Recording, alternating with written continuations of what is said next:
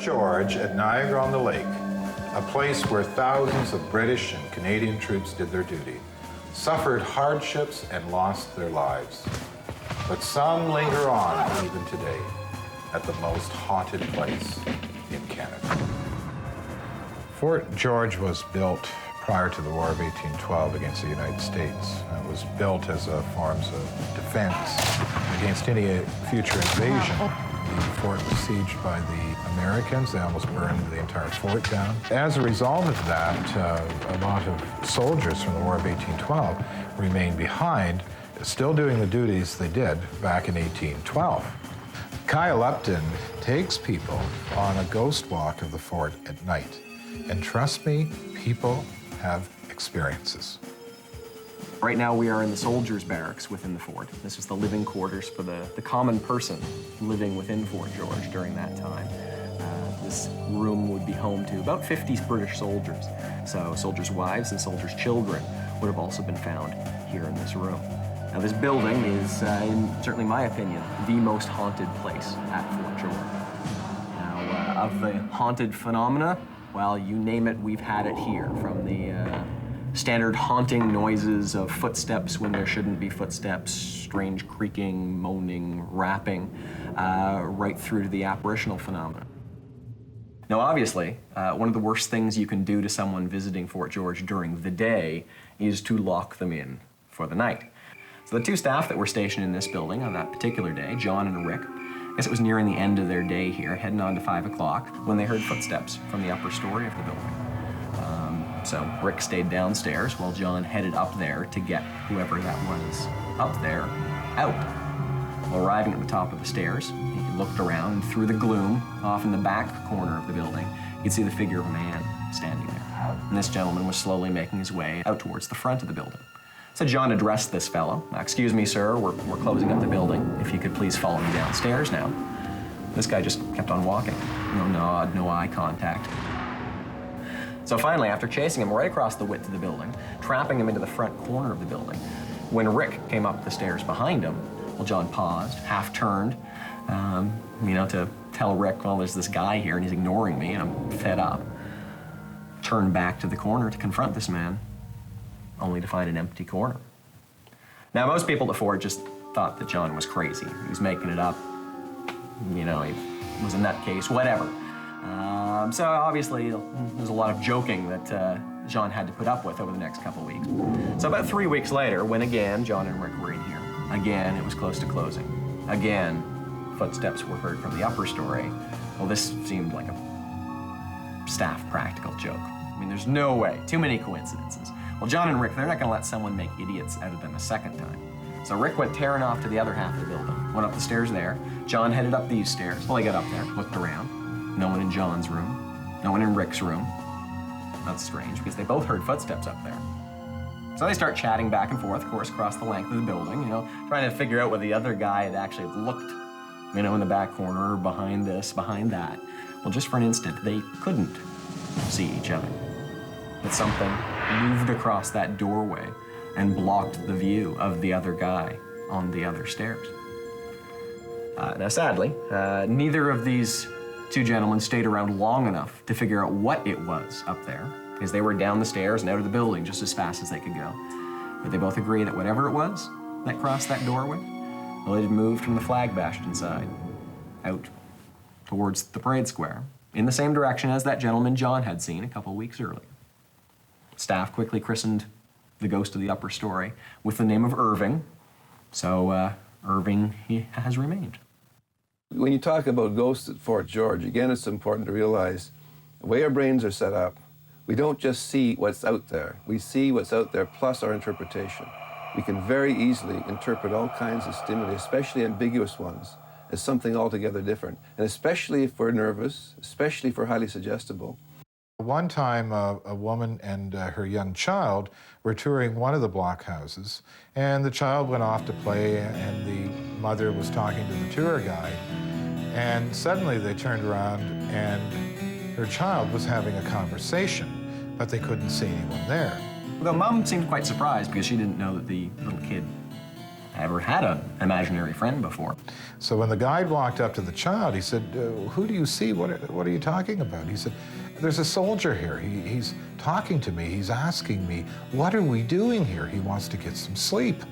It was even more unusual that this little boy talking to the man at the back of the building was able to describe the uniform of the man, which matches exactly with a uniform of a British soldier that was stationed here in 1812.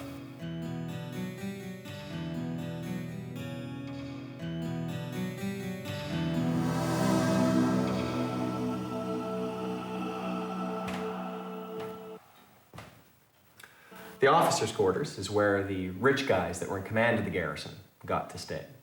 Now, the mirror behind me is an original mirror dating back to 1790s. But the rather unusual thing about the mirror is that a whole lot of people claim that they can see a woman in the mirror. Staff here at Fort George, visitors here at Fort George over the last 30 years have claimed to see a young lady with long, dark, curly hair. And the other interesting thing is that the mirror is not an original piece in the fort.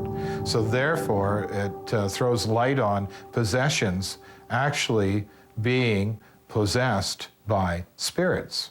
So a lamp, photograph, or a mirror can often end up exhibiting odd activity. The first time I heard about it was from a little girl, could have only been about 5 or 6 years old, and she wanted to tell me about the pretty lady in the Cinderella dress that she'd seen here. Now, just recently, something has changed. These people have started reporting seeing this woman outside of the mirror. That periodically here at the fort, they have staff as well as visitors who, when approaching this building, can hear music, the pianoforte playing inside the building. Sometimes report people singing, people talking in here, only to find when they step through the door that there's no one around.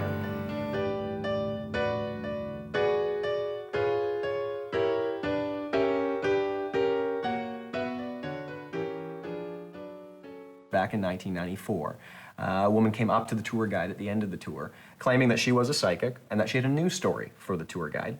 That she watched as a little girl, about 7 or 8 years old, came down the stairs, sat down and listened for a time, sitting just behind the tour guide as he told his story. And as the tour exited from this building, this little girl followed along on the rest of the tour for about 2/3 of the remainder of the evening before disappearing. This psychic described this little girl as wearing a white shift with no shoes on and having blonde, shoulder-length hair.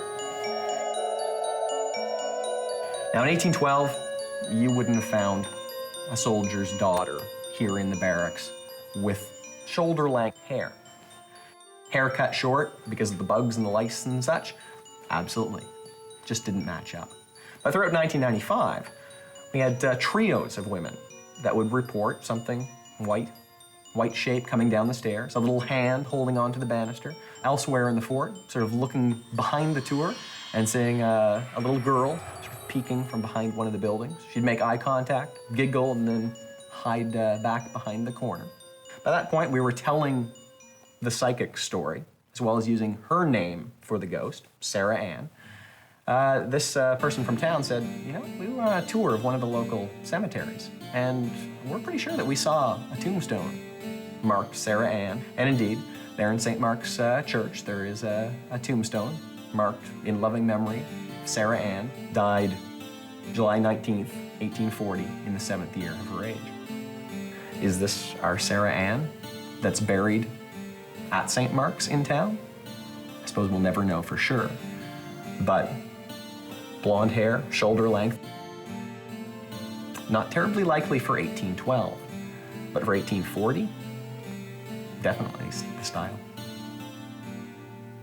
Many people that take the tour of Fort George end up having numerous spiritual experiences while in the fort. For example, there's a tunnel area at the far end of the fort that leads to a sentry post. People have incredible experiences in this tunnel.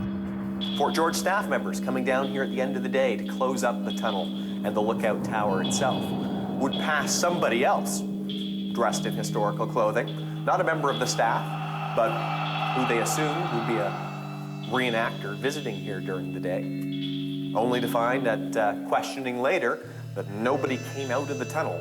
So we would have numerous people that would look back upon coming into the tunnel and see a little figure, child, standing just outside the door, staring back at them. But what does a little ghost have to fear from the darkness? In the last 6 years, I guess things have changed. People on the tour have reported seeing a little girl, somewhat luminous blonde hair, wearing a white shift, joining us. Something unusual about the nature of the stories here in the tunnel is the report of figures of shadow. Not shadowy figures, as many of our ghosts are described elsewhere in Fort George, but figures of actual darkness composed of shadow, materializing and dematerializing here in the tunnel. What these things are, why they are different from the other ghosts here in Fort George, we don't know. Nor do we know what it is about the tunnel that perhaps attracts these things.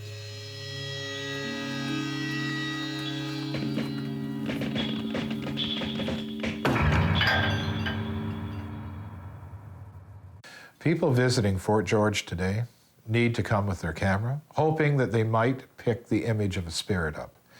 I think that visitors to such a fort, particularly on the ghost tour, they want to have an experience. They need to have an experience, something that they can believe that to them tells them that spirits actually exist. And this is the fort to do it in. You're guaranteed at least some experience if you're walking that fort late at night only with a lit lantern. The Washington Avenue Grill is a favorite spot on the south side of White Rock, British Columbia. Overlooking the beach. However, it's also a place that's very haunted. A tragic story of two young lovers, a young boy and his girlfriend who had vowed to spend their lives together. Until one Valentine's Day, they were out for a walk. They kissed goodbye.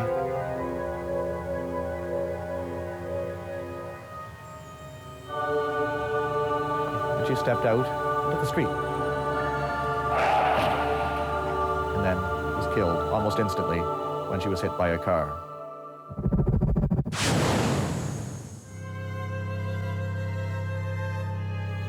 Her boyfriend was devastated.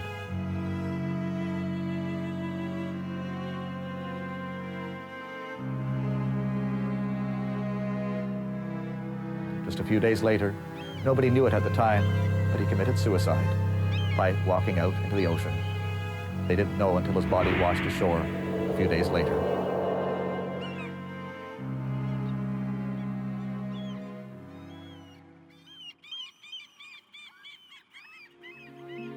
The ghosts of the unfortunate young couple are seen quite often, leaving the small cemetery adjacent to the Washington Avenue Grill. They sometimes wander right in, scaring the daylights out of the staff, who know who they are, but really aren't expecting to see them there. One night after work, I was cleaning up, and I sat down by the window and looked out. And out of the cemetery came this dark figure of a man. And he was walking towards this building. And I was very scared. And I heard footsteps coming up the side of the building, up to the restaurant. And I was listening and looking, and there was nothing. The footsteps had stopped, and he had disappeared. And apparently, the girl had been buried 2 days before that. And I guess he had been visiting her in the restaurant. All of these things tend to happen when I'm by myself, after the restaurant is closed. I think they want to get my attention somehow. Not everyone in the restaurant sees them. So I guess they're fond of me. I'd heard the stories, and I'd read the back of the menu. It's an old mill. A lot of weird things have happened here. There's a graveyard just over there. But I never really put a lot of faith into it. Until the one day when it was a little bit stormy outside and I was here by myself. Went about my closing routine, and I went to the back of the restaurant, and I noticed that the lights were kind of flickering and stuff, and I thought, well, that's strange, but, you know, the power goes out a lot here, and Thought, well, you know, whatever, it's an old building.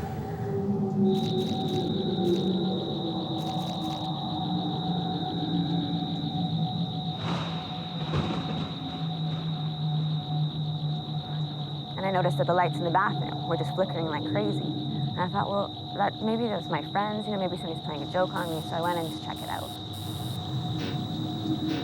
And I walked into the bathroom, I checked both of the stalls, which are along the one side.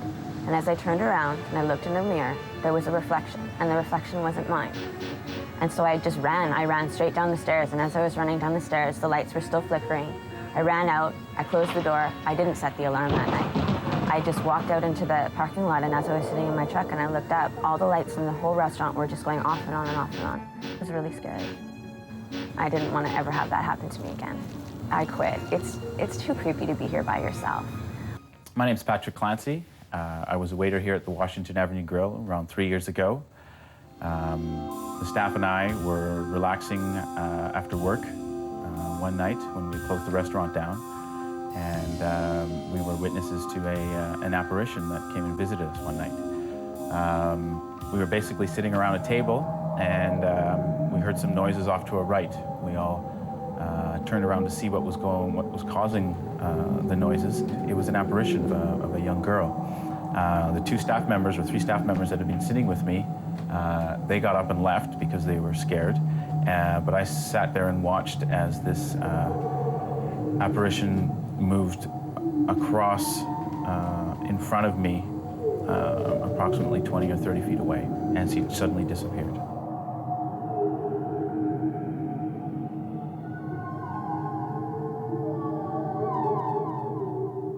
My husband and I came to dinner here, and we were sitting in the central part of the restaurant when the waiter came across, and he was giving us the specials for the evening.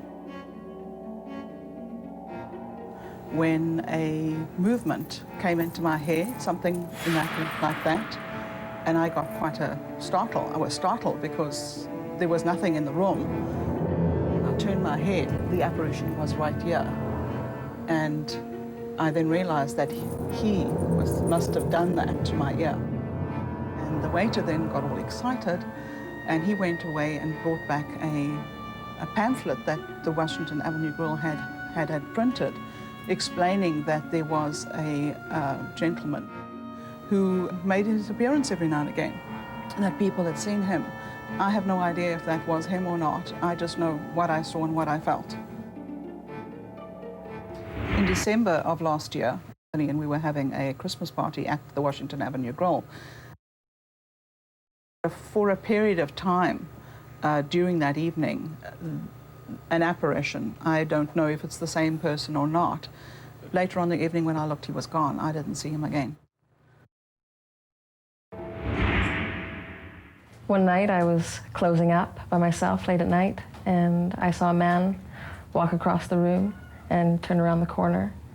And I went to go follow him, and no one was there. He disappeared.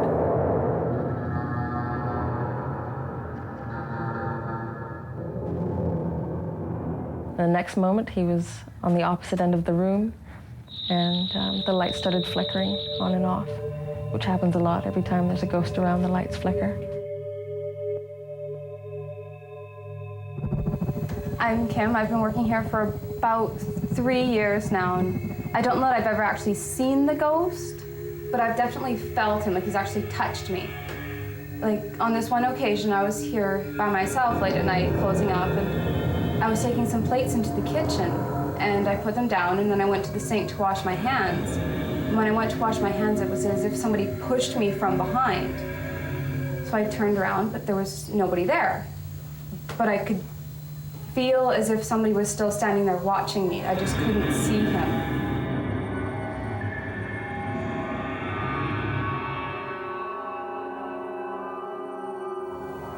On another occasion, I was in here working with, it was late at night again, and we were standing there and we heard footsteps. We knew we were the only people in the building, but there was definite footsteps, and they walked past us down the aisle, and then they walked away.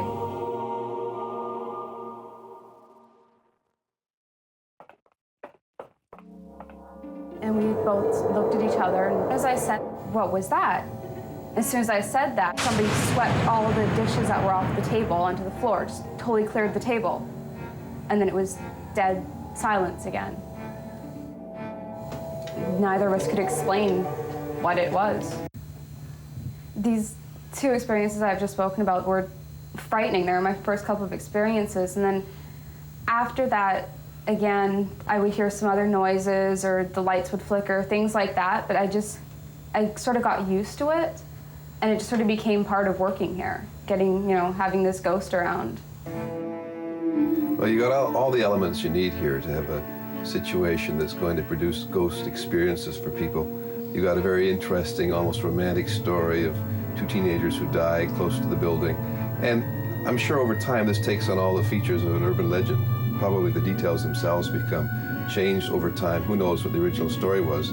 But nonetheless, you've got a building there where people go with the expectation that there might be something strange going on. And this sets suggestibility afoot, and of course anything that seems strange is going to be interpreted in terms of this legend, this story about the deaths. And then given what human suggestibility does, we come to interpret not necessarily strange events, but odd sounds, odd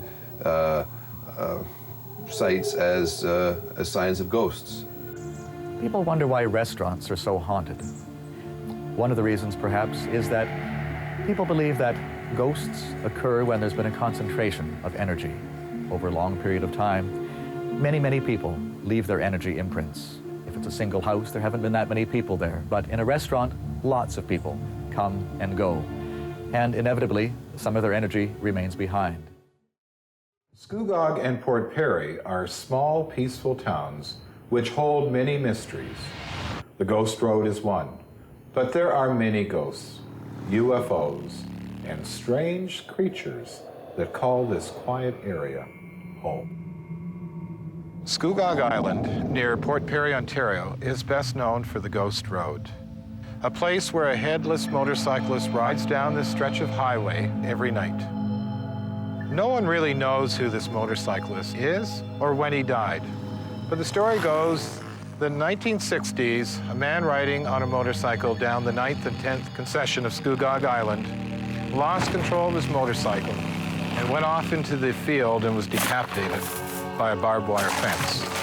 And since that time, people have witnessed the light of a motorcycle traveling down the stretch of road every night. For years, people have parked on the Ghost Road on Lake Scugog to witness the sight of a headless rider. Teenagers going out to the road to park and wait, and what do they see? They see the Ghost Rider. In 1984, a couple went out to the Ghost Road when suddenly their dashboard lights went on. Then the headrest started to bang. They didn't know what to do. The wolves started to howl, and they were out of there.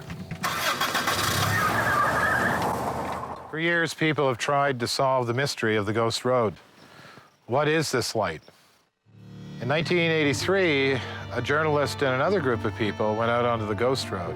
They set up two stations, one on the Ghost Road and one on another road running north and south across the lake. They set up with walkie-talkies. Suddenly they're talking away, and the Ghost Road group states, "I can see your lights. You have your lights on." They thought they had solved it. It was the headlights of a car. We don't have our lights on. Come on. Our lights aren't on. I don't know what you're seeing.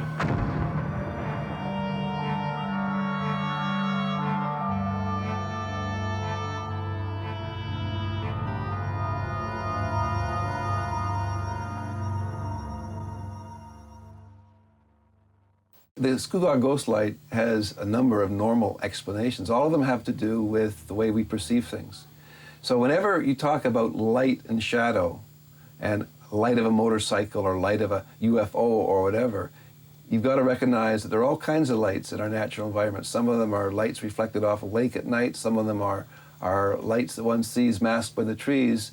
And to the imagination, these can be a motorcycle coming out of nowhere and disappearing into nowhere.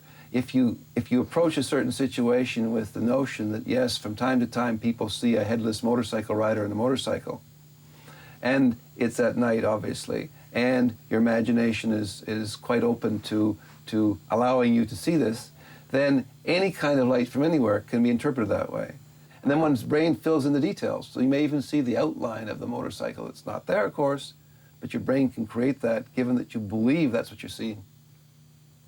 People in the Scugog area have also experienced unusual lights in the sky at night. Lights that travel at rapid speeds and then disappear from view. Are they UFOs? Well, some people believe so. I moved up to Caesarea about 1969. The fall of that year was my first incident of seeing something in the sky. One summer, I was kind of bored. I decided to take my dog for a run with my bike. The dog suddenly saw something ahead of me and took off after it.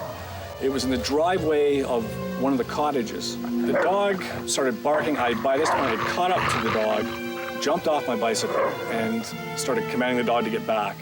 This object, or this thing, moved towards a bank of cedar trees. Now, instead of running up the cedar tree, like I thought it was a big cat or something like that, it stood up. And it stood up to about 3.5 feet tall, large head and long willowy arms. Now, at this point, the dog stopped, and then suddenly this sound was like a large thump or a large grunt, which seemed to not emanate from whatever it was just all around me. Like I felt my whole body shake. I was so petrified, I couldn't get on my bicycle. I ran pushing the bicycle down the road ahead of me, ran into the house where my parents said like what had happened. And I was shaking so bad that I couldn't even open my mouth. Anything I had read about aliens or extraterrestrial beings, they were all supposed to look like, like us. And this was long before I had ever heard the term a gray, But once I started seeing pictures and stuff and reading articles, I was going, wow, that seems a lot like what I saw that night. I don't know if these things are extraterrestrial or if they're interdimensional or whatever. All I know is I saw something very extraordinary that evening, and it had a profound effect on me in the rest of my life. So the Scugog lights, when people see lights above a lake or they come to believe they're UFOs flying around, any light that they see that they don't immediately recognize is easily interpretable as a flying saucer. And in fact, there are all kinds of moving lights in the night sky, whether it's satellites, whether it's airplanes, whether it's searchlights. So we can easily interpret any light in the sky as an alien being. We have a lot of interesting, strange phenomena in the community. We have a number of very significant ghost stories. One is in a house that is today called Jester's Court, which is a restaurant. The house used to be called the Murray House, and the ghost there became known as the Murray House Ghost. Venturing into the Jester's Court, one would wonder why there's such spirit activity when it was originally a house built in 1913. There's a spirit of an elderly woman who appears on the landing as you go through the front doors. A previous owner, Nikki Bainbridge, lived on the 3rd floor of the Jester's Court. Nikki used to be the owner of the Murray House restaurant, which was just prior to Jester's Court. She operated the restaurant downstairs, fine dining, and she lived upstairs in the upstairs quarters of the house. Nikki had a very unusual relationship with the spirits at the Jester's Court. They not only called her name, but they would light candles for her every night. For 30 days in a row, Nikki got up every morning and went downstairs and witnessed every table lit by a candle. People would pass by at nighttime when the restaurant was closed, and it was the wee hours of the morning, and they would say that they would see a candle burning at a particular table, and people sitting there in vintage clothing. One night, she was awakened by this voice in her ear, calling her name. She realized something was wrong. She got up, and one of the spirits had lit a candle on a windowsill, and the candle had fallen over. The spirit saved Nikki's life. I believe the ghost died in a fire here, because this house, as we see it now, was built on the original foundation after a fire destroyed that building. So I believe they're very wary of fire. One time, a hotel stood on the property. There may be a relationship between the lit candles and the fire that destroyed the original hotel. We don't know if anyone died in that fire. However, we do know that the spirits are still playing with fire. The story itself is surrounded in vagueness. As with any ghost story, you can be sure that that is a combination of their suggestibility because they've heard the story and some amount of dis-ease or discomfort or anxiety, probably late at night, perhaps with their senses dulled a little bit by alcohol. So legend plus suggestibility plus semi-darkness and misinterpretation of ambiguous stimuli. The recipe is there once again to maintain a ghost story. All sorts of irrelevant things can come to be seen as manifestations of the ghost. There's no rhyme, no reason. They'll just, some periods, they're very active, where there'll be constant things going on. And then they'll lie low for a while, and then it's, you know, time to play games, and they'll start right back up. The activity at the Jester's Court may continue. We have no reason why an elderly woman, a couple, and a young child are still there. If we do find out, maybe there is some possibility of sending them on their way. But right now, they're still there. For years, people have been coming to the Scugog area to enjoy the lake and scenery, but there's a new attraction now. It's called folklore, the Ghost Road, lights in the sky, haunted restaurants. That's the attraction today. In 1912, Titanic sank. 328 victims were recovered. 209 were brought back to Halifax. Many of those recovered were laid out in the Mayflower Curling Rink, but the wealthy ones were laid out in the Snow's funeral home. 5 years later, even a greater disaster took place. 2 ships collided in Halifax Harbor.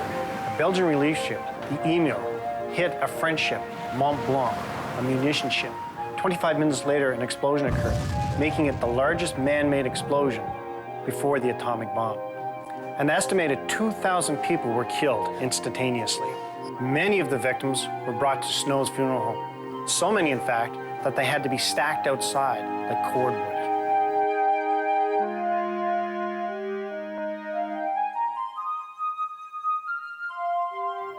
Now the building is one of the most prestigious restaurants in all of Halifax, the Five Fishermen.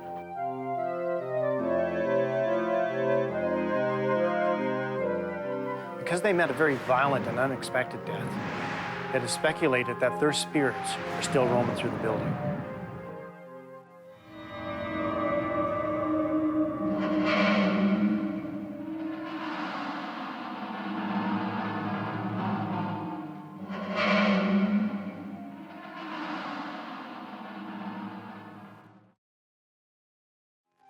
I've been working at the Five Fishermen restaurant for a number of years now. Over the past few years, there have been some strange occurrences here. For example, objects that seem to move on their own, glasses falling off the bar when they really no reason to be, nobody threw them. Faucets turning on and off in the kitchen by themselves, seemingly. One time a fork just seemed to come flying off a table on its own. That was a little creepy. And there were some other experiences that were very frightening. There was one evening I was by the salad bar, and as I was passing, I felt this just thorough chill go through me. So I was standing around looking and feeling a little confused, and the next thing I knew, something or someone reached out and slapped me across the face. I, of course, turned and looked. There was absolutely nobody in sight. I was by myself at the salad bar.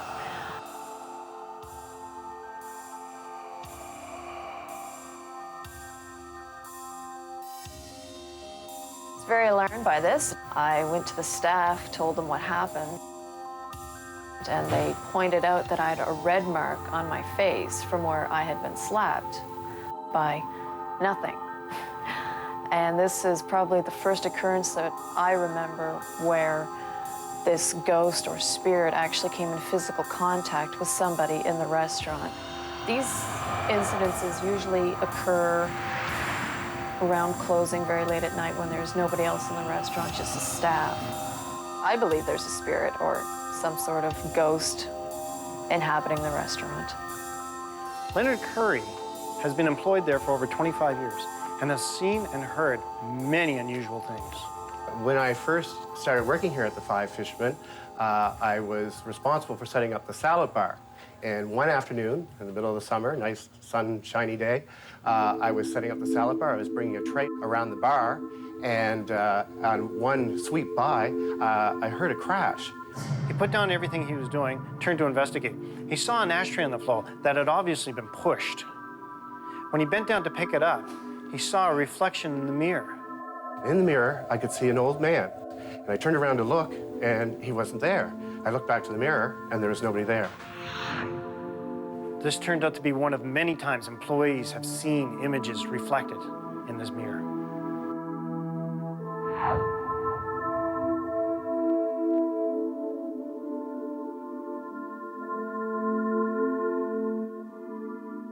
One evening, one of the busboys was in there working when a gentleman approached him. He assumed it was a customer's, and he struck up a conversation with him. They talked for about a minute or two. He eventually turned away to talk to the other busboy. When he turned back, the gentleman was gone. He said to the busboy, "Where did that gentleman go?" And the other busboy said that there was no gentleman there. He had never been there. And the busboy had been standing there talking to himself for the last couple of minutes. On another occasion, two female staff were working alone in the restaurant. One was upstairs and one was down. Hi, my name's Kim. I've worked here for about 3 years now. One night I was working here after hours, and I swear I thought I saw someone go into the private room. So I call my friend Tina, who's working with me.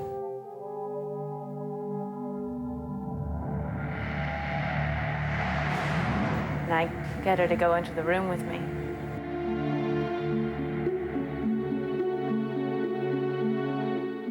We go in there, and there's no one there. Thing is, there's no way out of that room, and I swear I saw someone go in there.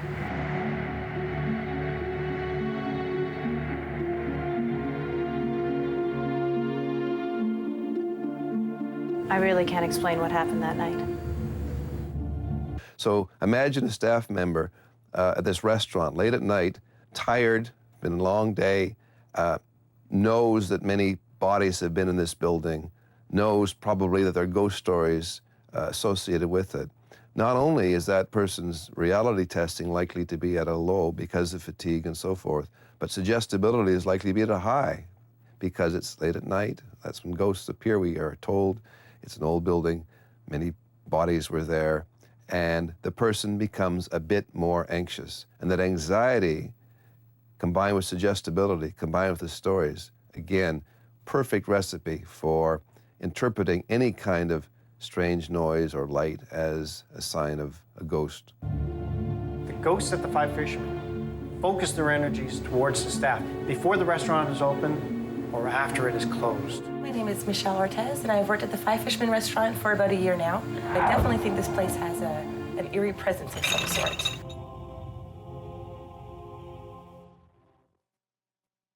One night while closing the dining room, I was setting a table and I heard a knocking at the window. I looked up and saw a filmy, sort of translucent figure outside of the window. Thought I was a little overtired, maybe. It was late at night. I went back to setting a table and heard a knocking on the window again. Looked up and this filmy object was still out there. So I walked towards the window, thinking, that it might be somebody trying to do some sort of trick on us or some sort. And there was nothing there. We're on the second floor. There's no possible explanation of what it could have been. Another night while closing the dining room, I was out by the salad bar making sure that everything was done up there. I heard two voices, a man and a woman, arguing in our private room. Not very loudly, but just loud enough that I could hear them.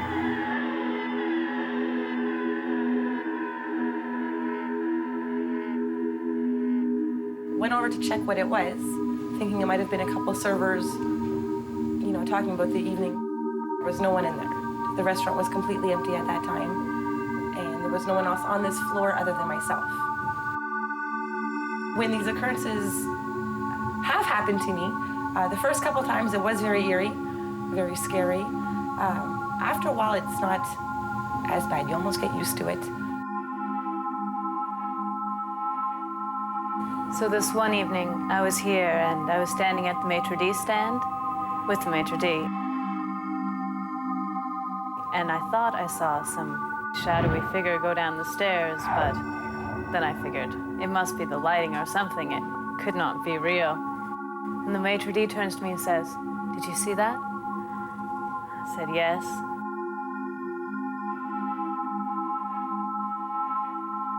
Totally creeped me out.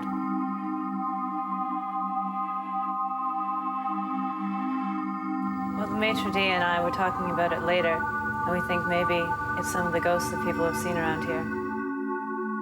2 waitresses were carrying plates back to the kitchen. As they were walking down the hall, this image appeared out of nowhere. It seemed to be a solid image, but it glided across the floor and appeared to go through them. This startled both women. Sometimes in the summer, when it's completely hot outside and hot inside the restaurant, you'll get a cold breeze that goes right through you and chills you. It's hard to explain because everything around you is hot, but then you're completely cold.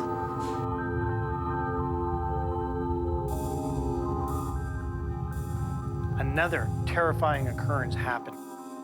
A female staff member was walking through the 2nd floor when this force, an undescribable force, slammed her up against the wall. She was held there, unable to move. She started to scream. One of the male staff members ran upstairs to see if he could help her. And then another force slammed up against him, and he fell to the floor. And then it stopped. The force disappeared. She was released from the wall. She ran from the building. Never gone to the 2nd floor since. The Five Fishermen restaurant in Halifax, that has quite a background. It was a funeral home. And in the time of the Halifax explosion, many of the dead were stored and prepared there. And with the sinking of the Titanic, many of the wealthier dead people were stored and prepared there. So that building would have had a lot of grief, a lot of survivors crying over their deceased loved ones. And now it's a restaurant and people see things. They see people in period costumes. It also has a well-known history in the area, so people expect to see these things. So it could be a mixture of the 2 things. You know, expectation, fueled by stories of friends, relatives, and the history of the place. It's unusual how the spirit doesn't seem to want to show itself to anybody except us, those of us who are here every day. It's as if the ghosts are playing tricks on us, you know, just trying to let us know that they're still around. And they're not here to hurt us or anything like that, though. They've become our friends. The Five Fishermen is known for its excellent food, and for the staff who are more than willing to share their personal ghost stories.